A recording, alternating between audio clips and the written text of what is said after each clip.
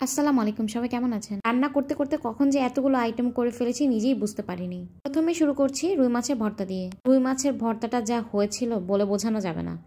অনেক অনেক অনেক টেস্টি ছিল। যারা কাটার জন্য মাছ খেতে পারেন না তারা ভর্তা বানিয়ে খাবেন। তারপর নিয়ে নিলাম পুঁটি মাছ ভাজা। পুঁটি মাছ আমার বরাবরই অনেক পছন্দ, আর একবারে পারফেক্টলি ভাজা হলে তো আর কথাই নেই। আপনাদের কার কার পুঁটি মাছ পছন্দ জানাবেন কিন্তু।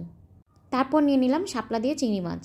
এটা আমি ফার্স্ট টাইম রান্না করেছি, বাট তেমন একটা ভালো লাগেনি। আমার কাছে শাপলা দিয়ে ইলিশ মাছই অনেক ভালো লাগে। শাপলা দিয়ে খাওয়া শেষ, এখন আরেকটু ভাত নিয়ে নিব। আজকে আমার ডায়েটের একদম 12টা বেজে গিয়েছে। খাসির গোশ দিয়ে আলু তরকারি।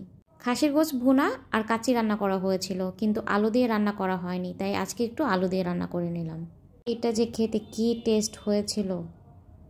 আগে আমি খাসির গোশ খেতে পারতাম না, কিন্তু এখন খেতে খেতে অভ্যাস হয়ে গিয়েছে। Please like and follow. আজকের জন্য আল্লাহ হাফেজ।